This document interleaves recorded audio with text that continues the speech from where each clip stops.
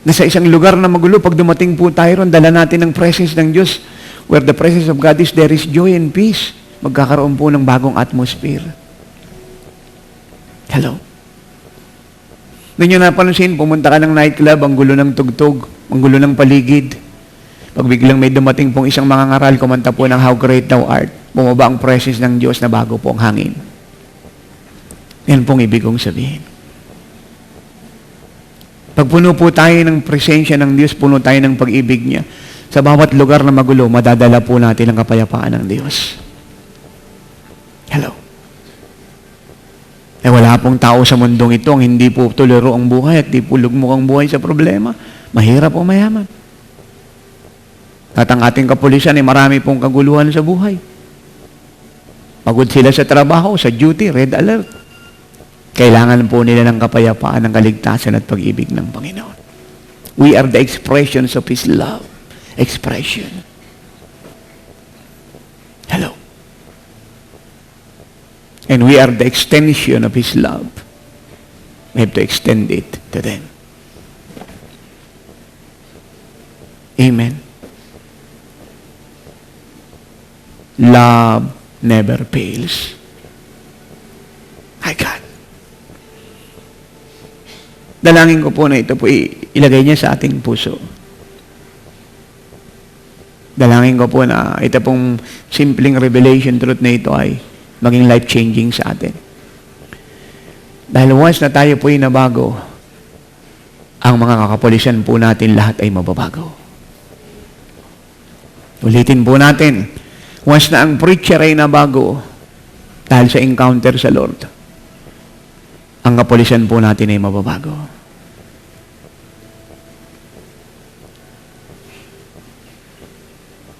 Love never fails.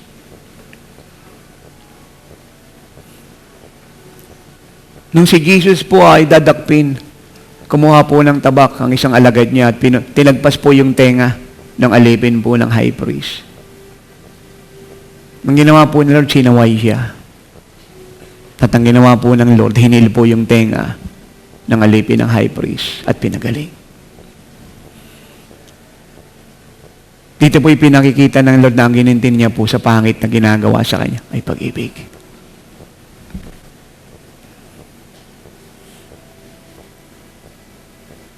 Ang taong nabubuhay sa pag-ibig ay wala pong problema about fear. Perfect love casts out fear.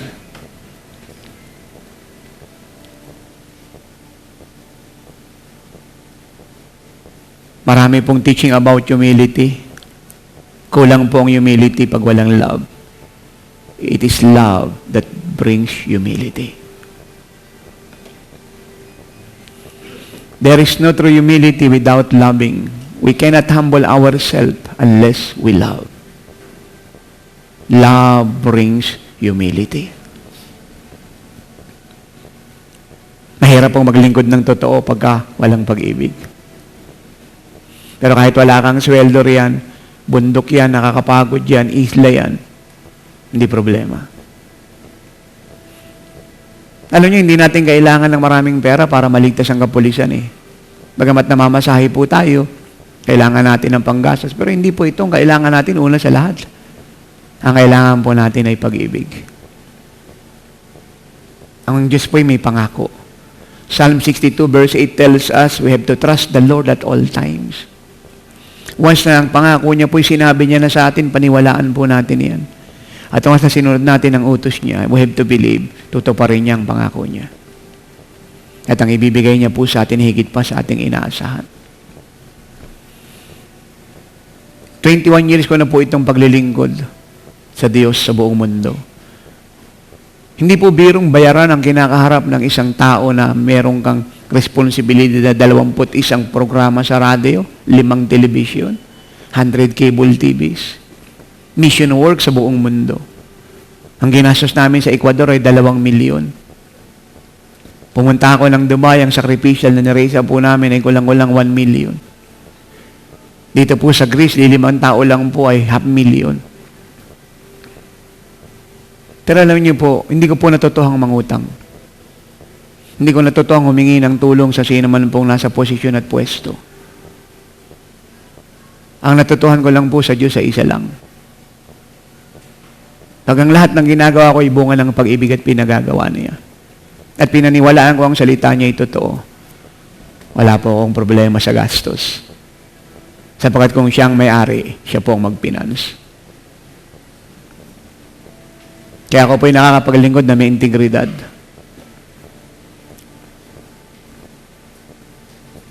Nagsimula ako maglingkod sa Panginoon, yung sasakyan ko po, model 1936.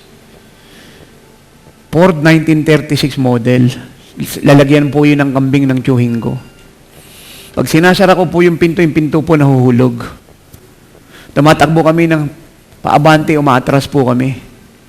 Yung tambucho niya po, nakaikot po patungo po rin sa loob namin. Ganun po ka-worse yung sasakyan na yan. Model 1936. Naka-Amerikana po ako, nakaburong, nagko-convention ako, nagtuturo. Ang sabi po sa akin ng marami, Pustol, bakit hindi ka mangutang ng sasakyan? Ang sabi ng isang congregation ko, bibigyan kita ng 50% down payment, yung kulang, ikaw na lang magbayad, pwede mo utangin sa bangko. Sabi ko, salamat po, mabuti po yun, natutuwa po ako ron. Pero kung ang Diyos ang tumawag sa akin, bakit niya ako bibigyan ng kalahati? Kung ang Diyos ang magpapala sa akin, bakit mag-50-50 kami? Bakit di niya nalang suluhin mag-isa? Anyway, siya naman ang ama kong sumasa langit. At ako po'y pinagpala niya nang hindi po ako nakaranas na. Alam niyo, marami pong preacher, maraming mga ngaral. Pero masarap pong pakinggan ng isang taong may narating. May integridad na totoong buhay. May bungang ministeryo. Hindi lang siya nagtanim, may bunga siya. Jesus said in Matthew 7:14-15, you will know them by their fruit. Hindi sa pamamagitan ng kanilang galing, homiletics, hermeneutics, sayaw, hindi pagsayaw, talino, kundi sa pamamagitan ng kanilang bunga. And the fruit of the Spirit is love. You may ask question, Apostol, gusto kong mabuhay sa pag-ibig. I want to walk in love. I want to live in love. I know love is my calling. To be like Jesus is to live in love. Paano ko siya ma-attain? And I say, one, purity of the heart. Purity of the heart. Dapat ang puso natin malinis. Nagaya po ng tubig na ito. Pag ito po ay merong konting dumi, hindi natin lalagyan ng tubig. Bago natin lagyan ng tubig, lilinisin muna natin siya. Maaring mamahalin po ito. Siya po ay galing Amerika. Ang halaga niya po maaari po ay $1,000 galing po ng Roma. Pero hindi mo siya gagamitin pag may dumi. Bago mo siya gamitin, lilinisin mo muna. Kung gusto niyo po magamit kayo ng Diyos mightily, kailangan magkaroon tayo ng malinis na puso. Kailangan ng motibo ng puso natin ay maayos. Ito po, saksi po ang Diyos, saksi po ang ating pong mahal na bishop, ang ating pong chaplain. Inigalang ko po tiniibig. Ang pinapaabot niya lang po ay yung bunga po ng ginawang paglilingkod na may bunga at normal po yun. Let us give honor to where honor is due. Alam niyo pong sabi po sa akin ng ating mahal na chaplain, Apostol, sa mga na-achieve nating ito at ng mga kapastora natin, hindi malayo na mabigyan tayo ng award. Dapat naman po yun eh. Wala namang pangit doon. Pero andyan po siya. Ang sagot ko po sa kanya, mabuti po yun. At nagpapasalamat tayo. Pero ako pong tatanungin niyo, ang mas interest ko ay maligtas ang kapulisan. Mapag-isa ang church at lahat tayo mabuhay sa pag-ibig. Kailangan ang motibo ng puso natin ay malinis, maayos. Hindi pa po tayo naglilingkod pag ang motibo ng puso natin ay marami, defeated na po tayo. Hindi niya po tayo kinawali pa sa survey kasi magaling tayo, may padrino po tayo. O kung parang politiko, nanalo tayo sa eleksyon, marami po tayo nabiling boto. No? Nakita niya ang puso natin ay maayos. We have a heart for God.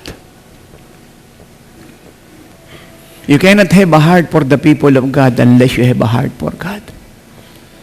You cannot love the people of God unless you love Christ.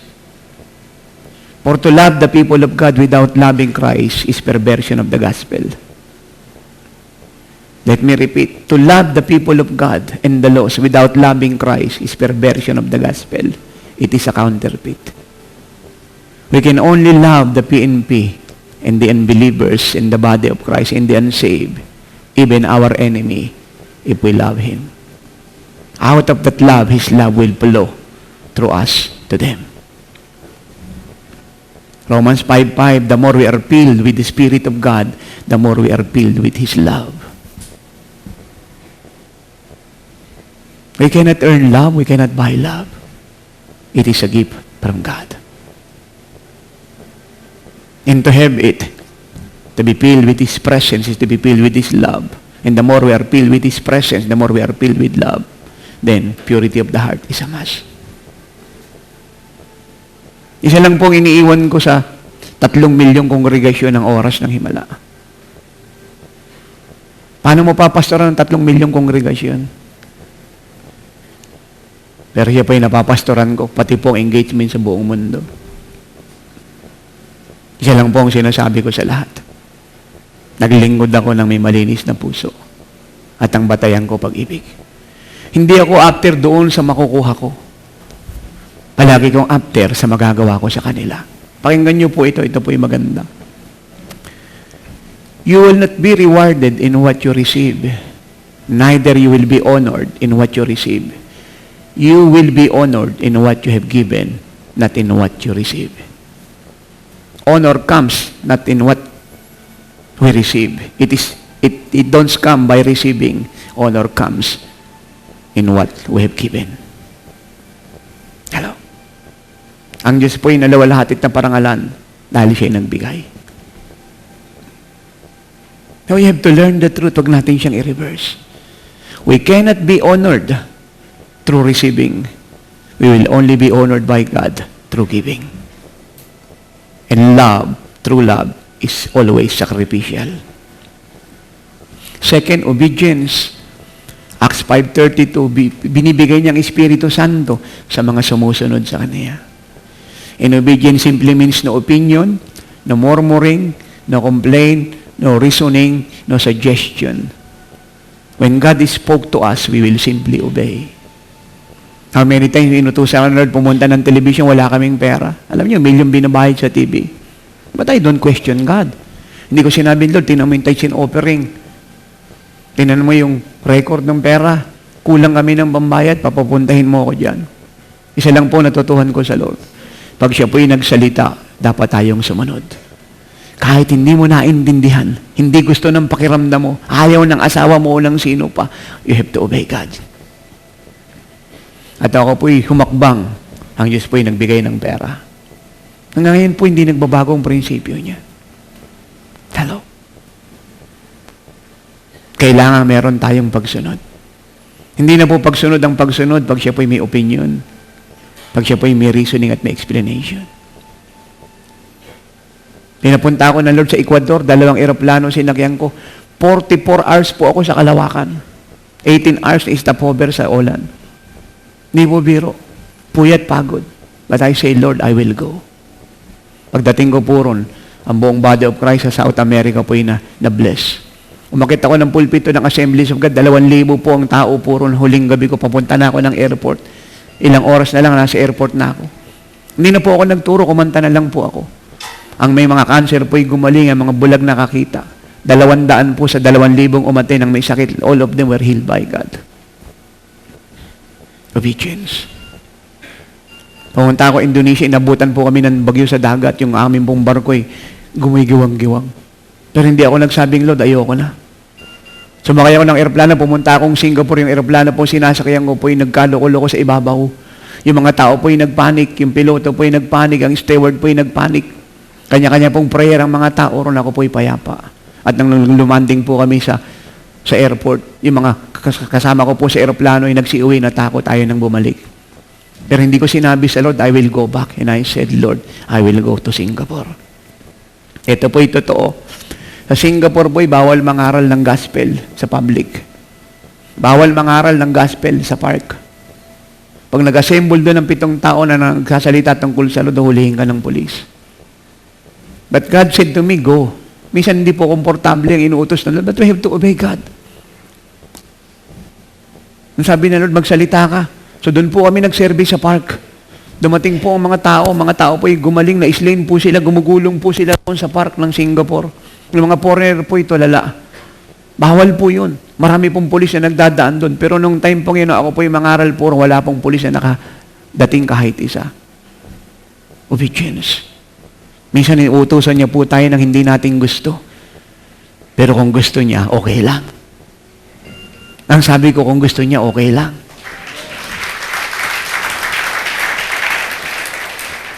Meron po akong kaibigang isa pong military officer. Ang sabi niya, alam, apostol kami sa military. Sumusunod muna kami bago kami magtanong. Tama po ba yun? Sumusunod daw po muna kayo bago kayo magtanong. Ayan po sabi ng military officer na kaibigan ko. Obey first before ask question. Ngayon po, baliktad. Ang dami ng tanong ng mga churches at pastor bago sumunod. Ito po simpleng challenge ko po ito, no? Hindi ko po sinasabing higit ako sa inyo, pero kaya niyong matuto po tayo sa karanasan. Ang mga kapulisan po natin na hindi natin basta madadala sa Lord. Malibang makita po nila yung commitment natin at dedication ay mas malalim kaysa dedikasyon nila. Ito po sinasabi ko po ito sa television. Pagsamahin natin ang NPA, ang MILF, ang suicide bomber, ang mga terorista. Hindi sila po pwedeng humigit sa dedikasyon at commitment sa anumang pangalan pag pinag-usapan natin ang totoong Kristyanismo. Kasi alam nyo, saan nila natutuhan yan? Sa mga apostol, sa Book of Acts. Diyan nila natutuhan yan. Tinding commitment nila Pablo, kinulong. Paglabas ng gulungan, preach uli ng gospel. Hello. Hinato ng dati kong bakal, paglabas ng gulungan, hallelujah, glory to God. Yan pong commitment ang kailangan natin. Pag wala po tayong apoy ng pag-ibig ng Panginoon, sayang pong pagpunta natin sa istasyon ng kapulisan. Meron po ako magandang balita sa inyo. Ito po yung prophecy. Sabi ng mga psychic, yung Pilipinas, yung kanyang pag-unlad, hindi tutuloy-tuloy. Kalimutan po natin ang psychic. Sapagkat ang Diyos po, pag nagsalita, hindi galing sa barahat, solitaryo, at sa spirit of the glass. Pag ang Diyos po'y nagsalita, ito po'y galing sa kanyang karunungan at wala hanggang kapangyarihan. Ako po'y nag-prophecy bago po magtapos ang taong 2006. Ang sabi ko, bago siya magtapos, iti-turn around ng Diyos ang economy. At pag dumating ang 2007, ang buong mundo ay magiging balog. Pagsamahin natin ang economy ng Singapore at ng Hong Kong, wala pa po siya sa 1/4 sa magiging kalagayan na ekonomiya ng Pilipinas. Hello. Kaya ako, hindi po ako nagbabasa ng dyaryo eh. Kasi wala kang matututuhan doon, puro paatras eh. May kausap po ba ako rito?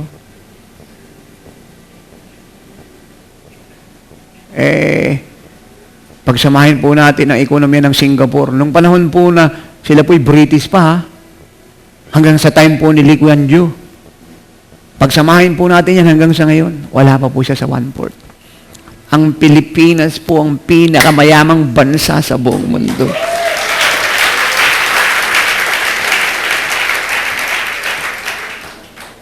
Panahon po ng Amerika sa mahabang panahon. Pero katotohanan ang sinasabi ko po sa lahat, istorya na lang po ang panahon ng Amerika, panahon na po ng Diyos para sa Pilipinas.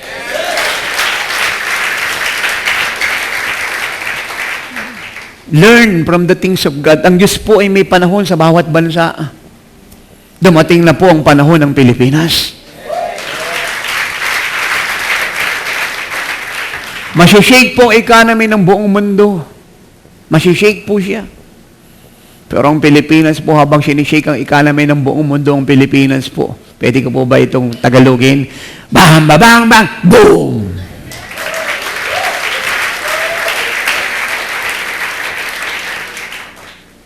Siya ibinigay ng Diyos sapagat ang Pilipinas ay matagal niyang itinakda para gawing bansa niya. Sapagat sa Pilipinas, ang gospel ay bababa patungo sa buong mundo.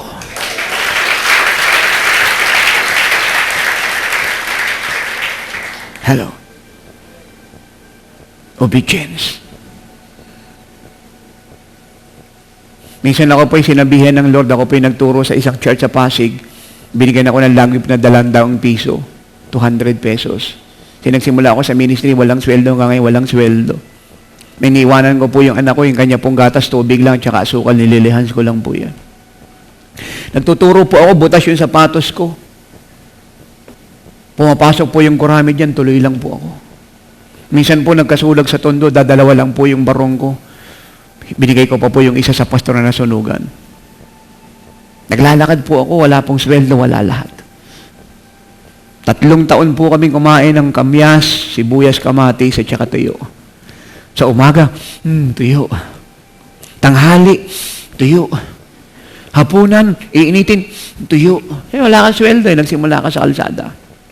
Kasi ako po'y naniniwala ang totoong paglilingkod sa Diyos ay hindi bunga ng sweldo, kundi bunga ng pag-ibig sa Kanya.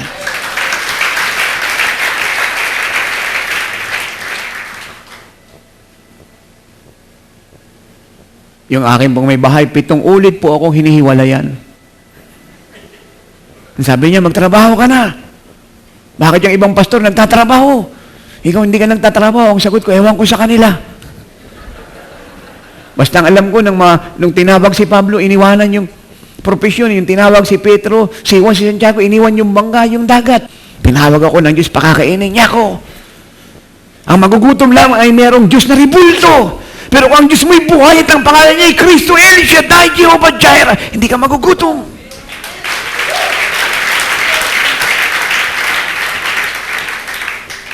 Kumain po kami. Sibuyas, tuyo, kamatis. Nagtiis po ako, pansamantala lang. Alam niyo, pag may pagtitiis, may ginhawa. Isang araw, ako'y nagturo. Binigyan ako ng 200 lamb gift, tuwa na po ako. Sige, bilhin mo, sa loob ng 4 na taong, hindi ako nakahawak ng 200. Galing ako sa mayamang pamilya, negosyante kami, milyonaryo, tatay ko, 1959 pa, milyonaryo na kami. Pero na ako'y tinawag ng Lord, iniwanan ko yung comfort para lamang maglingkod kasi ayokong umasa doon sa comfort ko, gusto ko umasa doon sa Panginoon ko. At pag-uwi ko, sweetheart, may 200 na tayo. Kahit papano, makaka-corn beef na tayo. Makati na yung ating mga labi sa tuyo. Ngayon naman, mawawantikaan corn beef. Nagturo po ako, Sunday service. Dumating offering, ang sabi ng Lord, anak, yung 200 na nalabib sa i-offering mo lahat. Ay, Diyos ko. Paano ito? Obedience. Yes, Lord. Dating na po tanghalian. Diyan ay may bahay ko. Pa, akin na yung pera, bilhin na tayong corn beef. Sabi ko, huwag kang mag-alala, magantay ka, maya-maya. Anong maya-maya? Diyan na yung 200. Akin na. Hindi, kako, dadating yan. Akin na, masakit na yung tiyan namin. Yung mga anak mo nagugutom na. Mag-aalas doon ang hapon. Sabi ko, in-offering ko, ano? Ngayon kakainin natin. Sabi ko, nagsalita siya eh. Narinig ko, tinig niya, ibigay ko raw eh. Di binigay ko, walang tanong-tanong. Dapat nag-isip ka, hindi naman sa Lord dyan, wala ka namang wisdom. Sagot ko, hindi ko siya po pwedeng questionin eh. Kasi nagsalita siya eh. Kayo ba, gusto niyo siyang questionin? Ako, yoko. Surrender ako. Narinig ko, tinig niya, ibigay ko daw eh. Maghapon po, may bahay ko, nag-prophecy. Walang dumating. Tulog po kaming tubig lang, tsaka sinuk. Nabawasan madaling araw. Dito po yung bahay ni Apostol.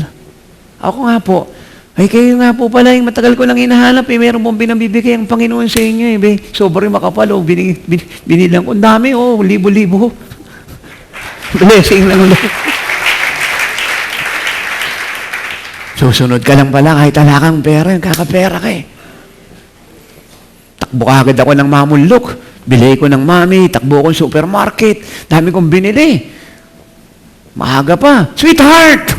Sweetheart, wala tayong kinain kagabi. Kagabi yun. Ang Diyos ay Diyos na ngayon. Tapos na yung kagabi. Oras na natin ngayon. Ito na, blessing ng Diyos galing sa langit. 300,000!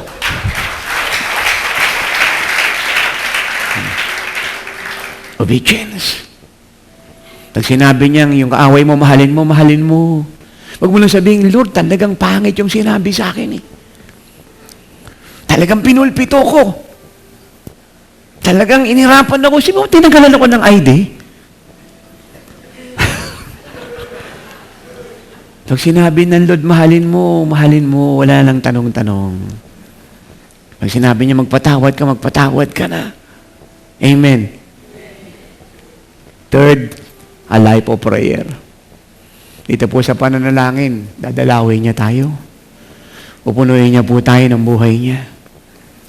At pag lumabas po tayo ng kwarto natin, hindi na po tayo yun, kundi ang Panginoon na pong sumasa atin.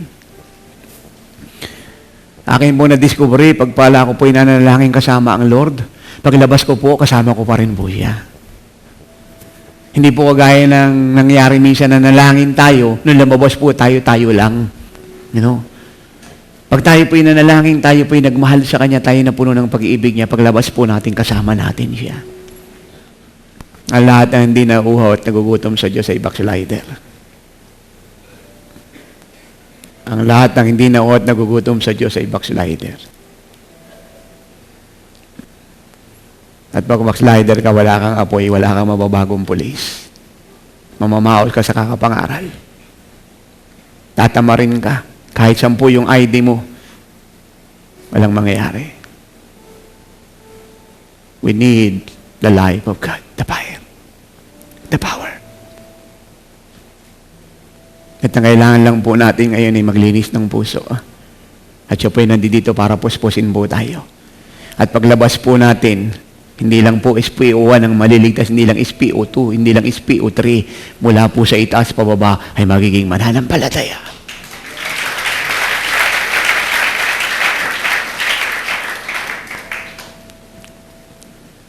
Love never fails.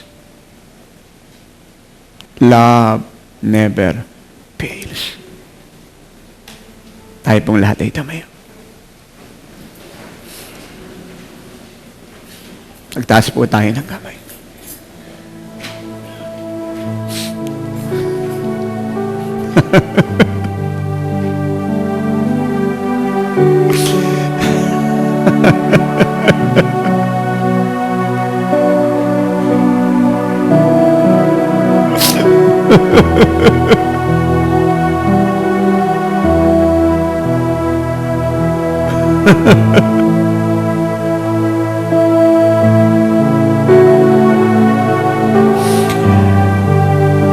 Love never fails. What a word. We are called to love, to preach the truth in love, to do all things in love, to minister in love, to serve in love. Nadadama ko po na ang Holy Spirit ay gusto pong palambutin ang puso natin, linisin. Kaya iba po sa atin ay sugatan. Iba po sa atin ay may kalungkutan, may hinanakit. Ito rin po dahil lang kung bakit tayo nagkakasakit. Bigyan po natin siya ng panahon na tayo po ay linisin. Alang-alang sa kapulisan at sa atin pong bansa.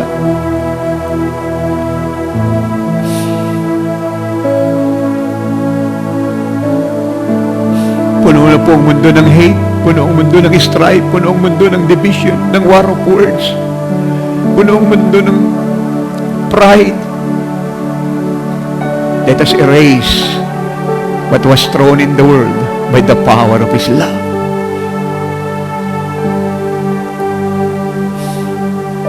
Isa lang ang church, hindi dalawa, hindi tatlo. Hindi na mahalaga kung anong pangalan ng denomination natin, kung anong label natin. Kailangan maunawaan natin, we are called to love our brothers and sisters. Hindi na mahalaga kung anong denomination natin. Ang importante, we have God as our Father. We have Jesus as our Lord. And we have God the Holy Spirit as our Comforter.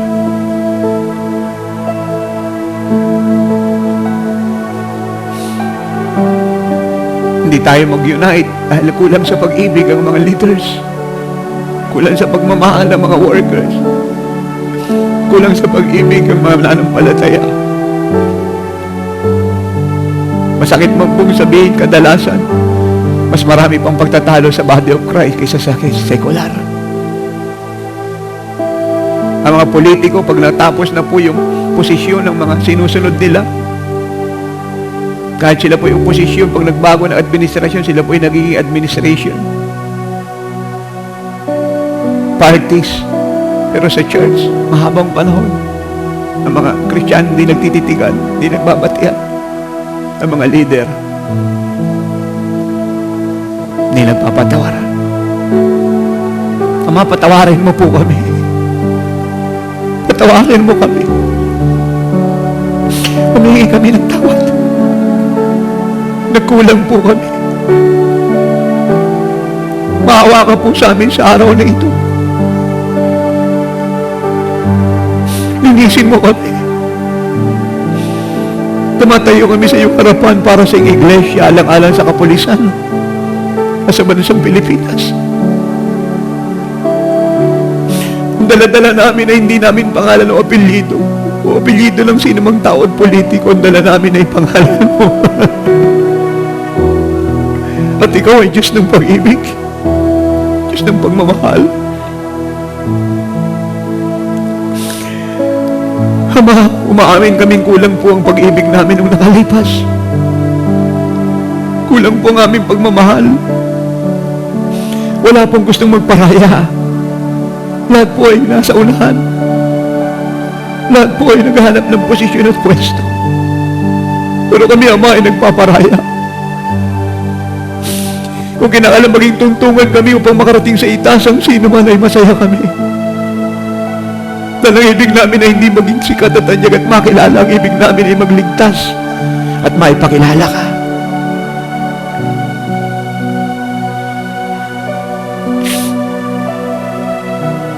Patawarin mo po kami, Ama, ang church, ang nasa Pipos. Patawarin mo po kami sa mga lumabas sa aming mga bibig na salita laban sa bawat isa. Higit pa namin pinahalaga ng aming doktrina kaysa kaluluwa. Higit pa namin binibigyan ng pagpapahalaga ang aming pinag-aralan kaysa magmahal at umunawa at magparaya.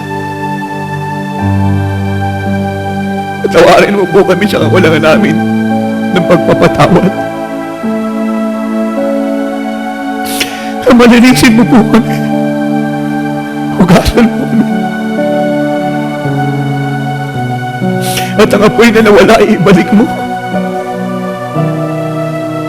Send us fire. Melt our heart, break it. Sanctify us with your blood, purify us with your Holy Spirit. Linisin mo ang aming mga labi, Ama. Marami lumabas sa bibig namin mga salitang walang pag-ibig.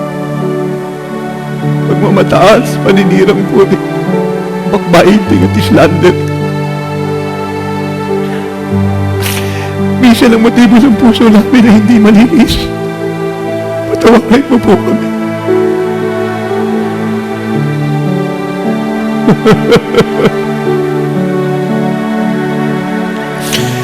Sabay po ng pagpapatawad mo, Ama, tanggapin mo ang aming alay, ang aming buhay. Huwag mo po ayakan lumabas kaming kagaya pa ng dati. Babalik ka na. Hindi lang kapulisan ang dapat naming maabot, Ama. Pagkatapos ng kapulisan, marami pang kababayan namin na nag-aantay. At pagkatapos ng Pilipinas, nag-aantay ang buong mundo. Anong halaga ng buhay namin kung hindi ka malulawalhati? Anong halaga ng posisyon at pwesto o maraming napapahamak? Anong halaga ng salapi kung hindi nagagamit para sa karangalan ng pangalan mo at kaligtasan ng maraming kaluluwa? Patawarin mo po kami, Ama.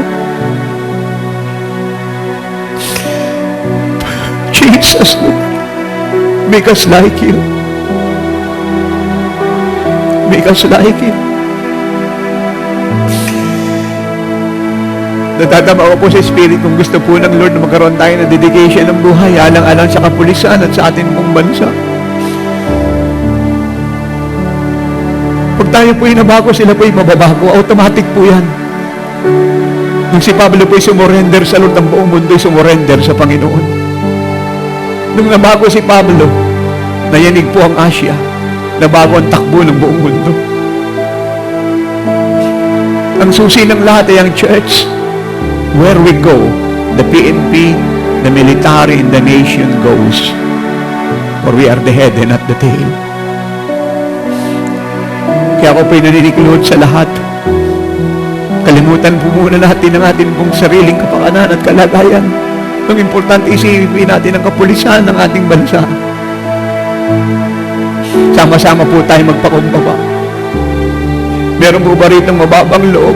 Nandang lumapit sa harapan at mag-alay ng sarili at magsabi, Lord, ako po'y nagkulang. Gusto ko pong baguhin mo ako sa paglapit ko sa harapan ay salubungin mo ako ng iyong Espiritu Santo. Pag-apuin mo akong muli para ako'y mangaral na may apoy at ang lahat ng tulog sa kasalanan ay magising. Kung meron po'y naghihintay po ang harapan ng Panginoon, parang hindi kayo sanay sa altar call dahil ninyo ginagawa sa church. Pero kailangan po natin siyang gawin ngayon dahil ito po'y dedication ng ating buhay. Kailangan po tayong mag-alay ng ating buhay. Kung meron po'y lumapit tayo sa harapan, pati kayo po may mga karamdaman, kayo po'y magsisigaling. Huwag niyo pong tingnan yung inyong katabi kung sino po silang. Importante po yung ating sarili. Kalimutan na po natin ang ating status quo. Kalimutan na po natin po ang ating pong sarili reputasyon. For the sake of the PNP and the military in our nation, let us dedicate ourselves to the Lord. Kung gusto niyo pong lumuhod, it's okay.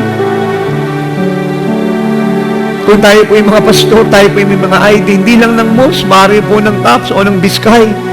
Let us humble ourselves. Alang-alang po sa kapulisan.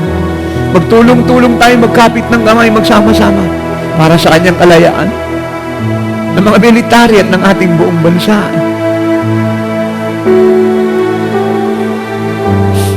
We are the salt and the light of this earth. At kayo na po magbukas ng inyong bibig, kayo na po magpahayag ng gusto niyong sabihin sa Panginoon. Kayo naman po nakakaalam kung ano po ang inyong pagkukulang at pagkakasala. Kung sa tingin niyo kayo po'y may hinanakit, may tampo, may samaan ng loob, may habag sa sarili, may galit, hingin natin siya ng tawad. Kung sa tingin niyo po tayo po'y nagkulang ng pagmamahal, tayo po'y nakapagbataas, hingin natin siya ng tawad. Nakalimutan na po ng church ang repentance. Puro na lang po tayo grace at saka mercy. Pero pag wala pong repentance, wala pong restoration. Ang mercy at grace ng Diyos ay dumarating sa taong nagsisisi. Alang-alang sa PNP, sa military at sa Pilipinas, magsisi po tayo. Magpakumbaba po tayo. Lord, open our eyes. We want to see you. Break our heart. We want to love you. Cleanse our life. We want to serve you. Send us and we will go whenever you will send us. We will obey.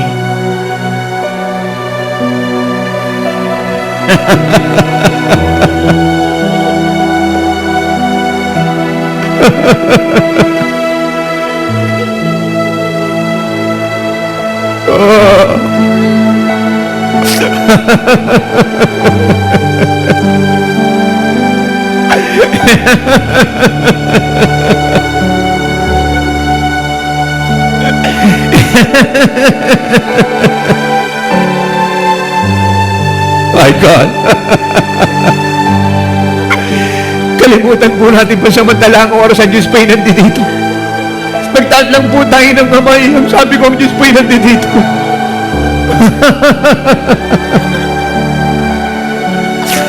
You shall receive power when the Spirit of God will come upon you, and you shall become my witness in the PNP, in the military, all over the nation and around the world.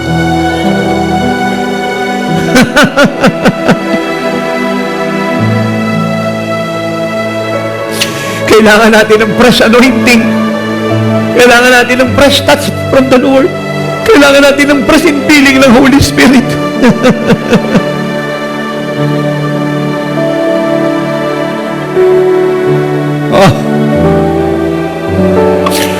Mapapalad ang naot, nagugutom sila'y bubusugin.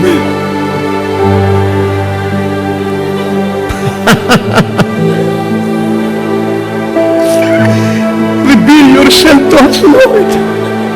Reveal yourself to us. Reveal yourself to us. Pag nakita ka namin, ay makikita namin ang aming sarili. At makikita namin ang kalagayan ng aming bansa, ng kapulisan, ng military. At malalaman namin ito na ang oras ng kanilang kalayaan.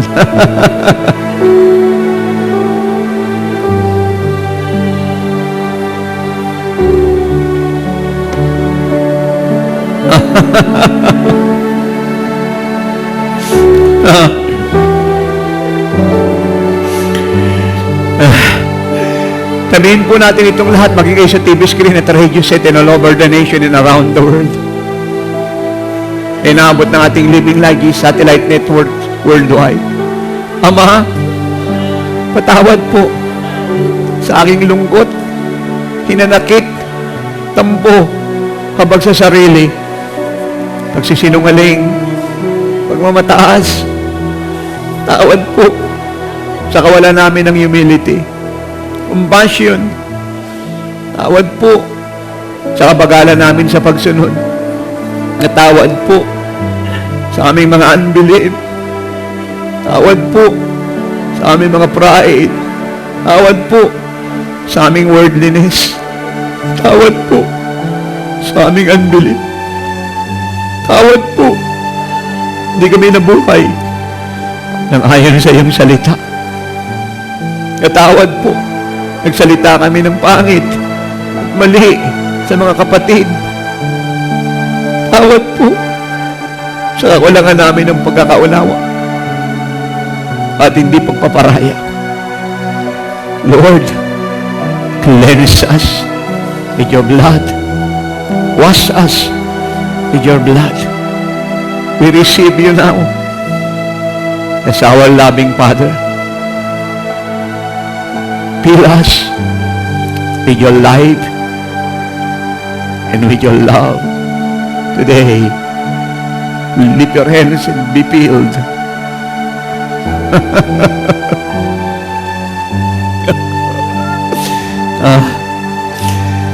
Ama, itatak mo po sa puso namin ang truth na narinig namin. Love never fails. At ang pag-ibig ay matiisin, mapagpatawad, mapagparaya. Hindi nagsasalita ng pangit at masama. Hindi natutuwa sa kasalanan, pero natutuwa sa katotohanan. Pupuprotekta, nag-iingat, nagpapala, nagsasakripisyo, naglilingkod, nagpapatawad, nagpapagaling, tapat.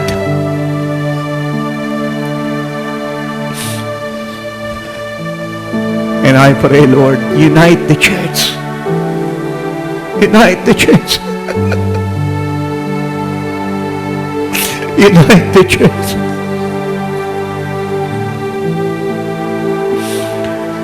And let her live like you. Your name will be exalted. Tas po yung Amerita na may karamdaman. Meron mo ba rito na puntang may sakit? Tas po yung kamay na may sakit. Lapit po rito sa harap yung may sakit. Sige, huwag po kayong mahiya. Gagastos po kayo sa ospital ng napakalanging pera, hindi pa siguradong gagaling kayo. Dito po kayo pa'y gagaling. Taas niyo po ang inyong kamay kung kayo pa'y may sakit. Ilapit sa harapan yung mga may sakit. Kawawa naman po kayo. Marami na kayo naubos na gamot. But I tell you, one touch from the Lord is enough to heal you. For by His wounds you are healed. One touch from the Master is enough to heal you. Hindi na po mahalaga kung kayo po may cancer, cyst, tumor, leukemia, diabetes. Ang importante po, ang gagalingan ay para sa inyo ngayon. Sabihin niyo po ito, pinatatawad ko na ang nagkasala sa akin. Pinapatawad ko na ang mga tao na ako'y may hinanakit, tampo, at samahan ng loob.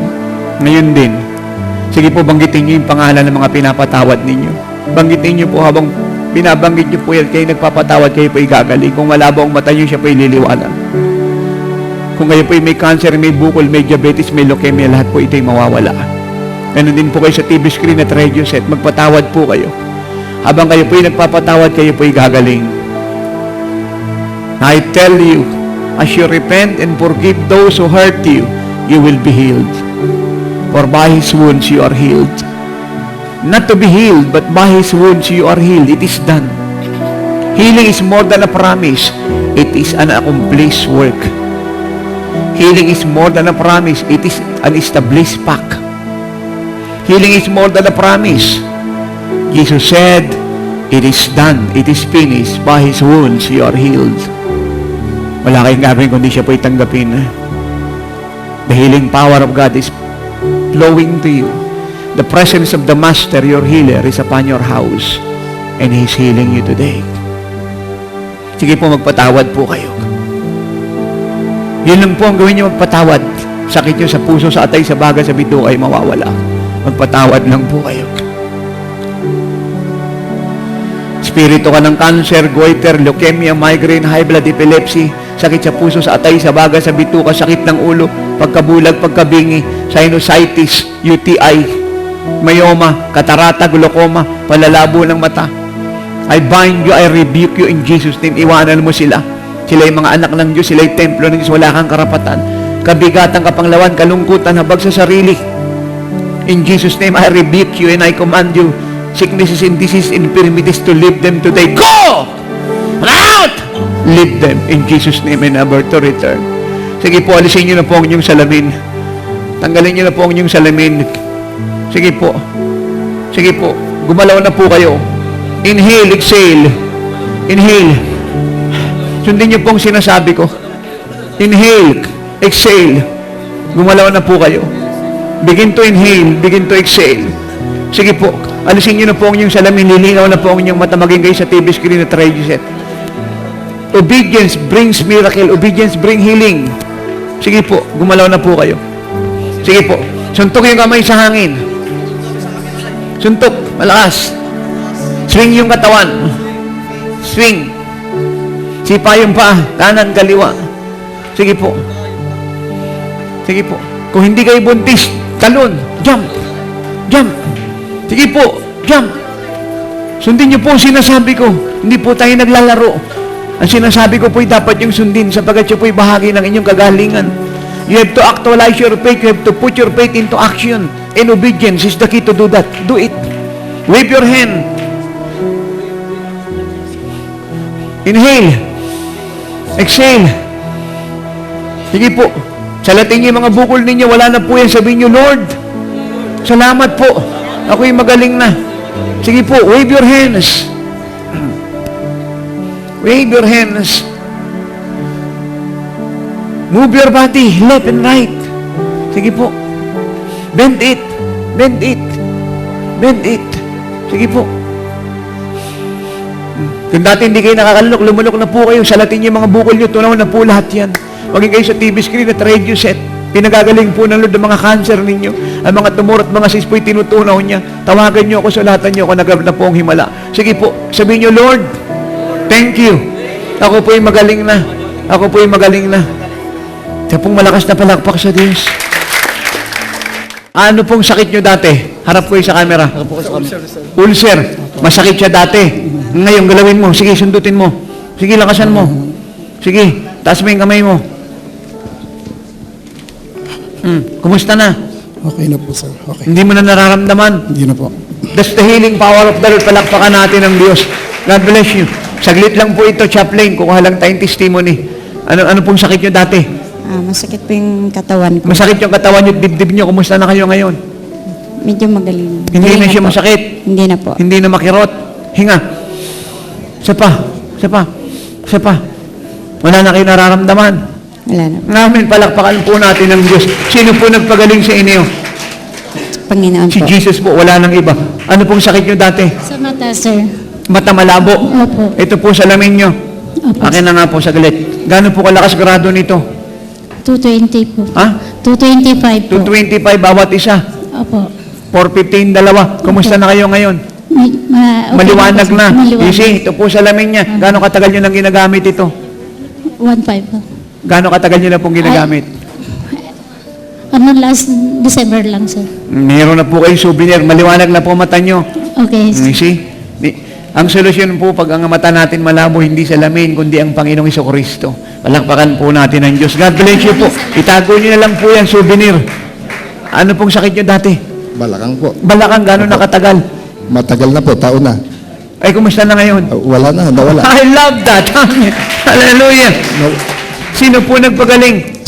Sa Panginoon po. Dikit niyo po yung paa niyo. Ben. Sige po, sige. Bilisan niyo. Sige. Dati masakit balakang niyo. Ngayon, Wala. Amen. Palakpakan po natin ang Diyos. God bless you po. Anong sakit mo dati? Nagkatubig po yung baga. Nagkatubig po sa baga. Tubig sa baga. Kumusta ka na ngayon? Okay naman po. Actually, hindi natin malalaman kasi nga, x-rayhin yan. Pero magpa-x-ray ka. Hindi na siya masakit. Hindi na siya mabigat. Hindi po. Usually kasi pag may sakit sa baga, masakit, mabigat ang katawan mo ngayon, hindi na. Hindi na. Maginawa ka na.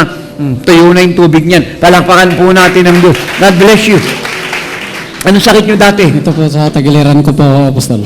Tagiliran ko po. Oh, Laging pinapasokan yata ng lamig, kaya laging masakit po. kumusta na siya ngayon? Salamat sa Panginoon. Purihin sa Panginoon na wala na po ang aking karamdaman. Amen. Palakpakan natin ang Diyos. Po. Ano nangyari sa'yo? Retis po, Riuma po. Ha? Rheuma. Rheuma, gaano katagal na? Ayos na ho, makilos-kilos na rin po. Kumusta na siya ngayon? Ayos na po. Sipa, alakas. Ayos na ho. Sige, isa pa. Talon. Wala na. Wala na. Amen. Palakpakan natin ang Diyos. God bless you. Ano nangyari? Sinus po. Ha? Sinus. Sinus, o kumusta na? Medyo po okay na. Hinga. Isa pa. Medyo okay na po. Nakakahinga na. Amen. Palakpakan natin ang Diyos. Ano nangyari sa inyo? Dibdib lang at saka arthritis. Dibdib, tsaka pa. Kumusta na kayo? Ha? Kumusta na? Wala na po. Hindi na masakit dibdib nyo. Hindi na. Hindi na masakit paa nyo. Hindi na. We are serving a wonderful Jesus. Palakpakan natin ang Diyos. God bless you po. Ano nangyari? Katawan din po. Masakit ang katawan ko. Masakit sa tawan nyo. Wala na po. Malakas Gano'ng na. katagal? Hindi, matagal na po yun eh. Pero okay na po ngayon. Wala na kayo nararamdaman. Salamat po sa Panginoon. Hindi na Hindi na. masakit. Okay lang. Oh, thank you, Jesus. Thank you. God bless you po. Thank you, Lord. Ano nangyari?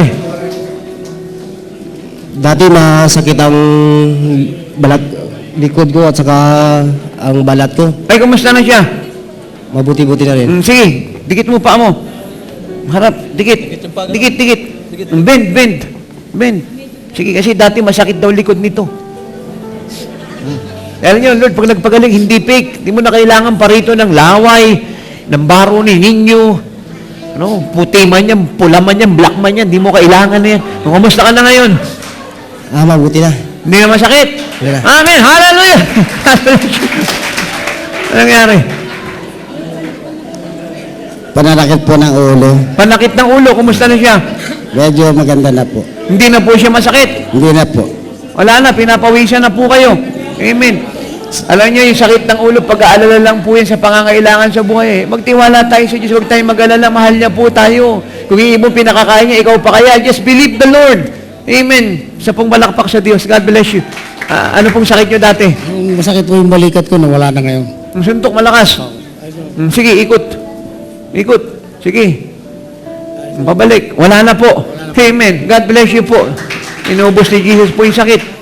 Yung tuhod ko po. Gaano ka sa katagal na? Kanina masakit pero ngayon medyo wala na. Ganun. Lakas.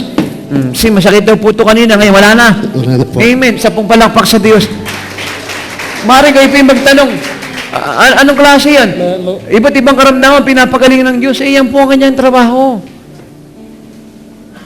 It was His nature to heal the sick. It was His nature to heal the sick. Kalikasan niya po magpagaling. Just come to Him. Believe it was His nature to heal you. For by His stripes you are healed, and then you will be healed. Medyo maganda na yung paningin ko kasi malabo na ang mata ko. May edad na. 62 na. Musta na po mata niyo ngayon? Parang gumanda yung paningin ko. Maliwanag na. Oo. Naniniwala pa ako dyan kasi alam nyo, pagka nalibot ko na po ang buong Pilipinas sa buong mundo, milyon na po gumaling sa ministeryo ko, sa pulpito, sa platform.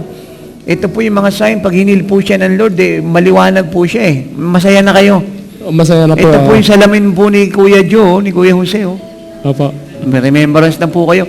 Huwag na po kayong mag-aalala para hindi na bumalik yung panlalabo ng mata nyo. Opo. God bless you po. God bless you po. Sakit ng baywang po. Ay, kamusta na ngayon? Dito po. Ha? Kumusta na yung likod mo? Medyo ayos na po. Ha? Ayos na po. Ayos na. Okay, God bless you.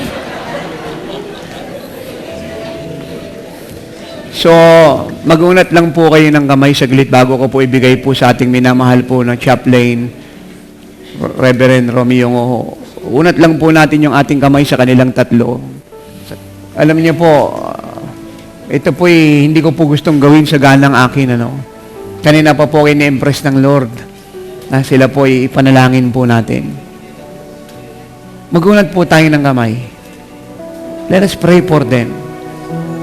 Hindi po aksidenteng sila po itinayo ng Diyos. We have to believe that. We have to accept that. Hindi siya aksidente. God did it. God planned it. Nilagay sila ng Diyos sa ganyang kalalagyan. It's God who put them. We accept that. We thank God for that. Now, it is our duty to pray for them. That the Lord God will be with them. He will cover them with His blood, His protection, and His will be done through them. Ama, ikaw po ang nagtindig sa kanila. Tayo pong minamahal na Brother General Usaya. Tayo pong iniibig Brother Love Chaplain Romeo. Amin pong Brother Love Bishop Garol. Lord, you raised them. We pray. Fill them with the spirit of wisdom and revelation. Let your mantle be upon them. Taas niyo po ang inyong kamay, chaplain. And I pray, Lord, favor. Favor. You said in your word, when a man and his life is pleasing in your sight, you will give them favor. You give Moses favor to Pharaoh, Joseph to Pharaoh, Daniel to Nebuchadnezzar. Let your favor be upon our beloved chaplain. Your blood, your glory, your anointing, your protection. I bless him, Father. I bless his profession, his family, his future, his eternity, and his life. Surround him with the fullness of your glory and your blessing. Oh, thank you, Lord. Thank you. Ulitin po ang mahain pong mahal na General, our brother. Bless him. Anoint him, your favor be upon him. Gawin mong buhay ang mga salitang nasa puso niya.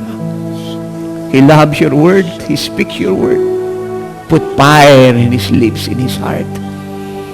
As you put fire in the hearts and mouth of Jeremiah. And everyone will be transformed and be convicted. Be with him, Father. Be with him. I bless his life, his work, his ministry. Our Bishop Garol, thank you for his life, Lord. Thank you. At ang susunod po naming papasukin na mayang AFP. Yes. Be with this bishop, Lord. Be with your bishop, with this man. Surround him with your glory, with your blood, with your power and your protection. Favor be upon him. Favor. I bless his life, his work, his profession, and his ministry. I bless him. Thank you, Lord. And Lord, we bless Moss. We bless Biscay. We bless Caps. We bless everyone who is in this building. We bless the PNP chief. We bless the Deputy Director General. We bless the 2 3-star general. We bless them. And I pray, Lord, na lahat po na nandito, may gagamitin mo mightily to transform AFP or PNP and then AFP and then their cities, so this nation. Thank you, Lord. Thank you. Promotion is coming. God did it. It is coming. Thank you, Lord. Thank you. Abang malakas na palakpak sa Diyos.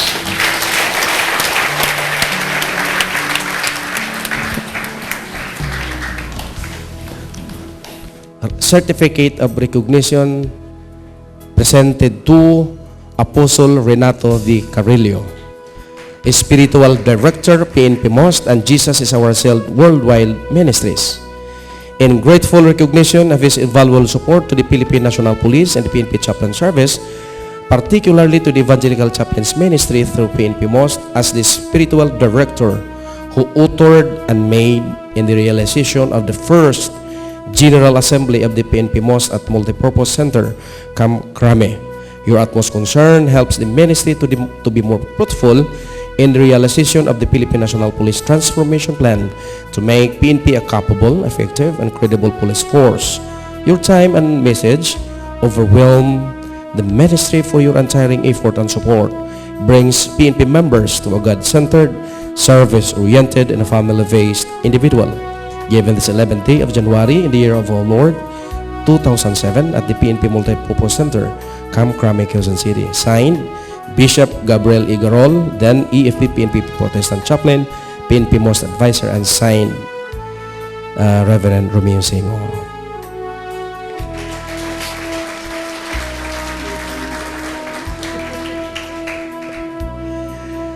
Apostle Renato Carrillo, the Spiritual Director of the PNP Most and Jesus is Our Shield Ministry. Ako po'y laging nanonood ng Oras ng Himala.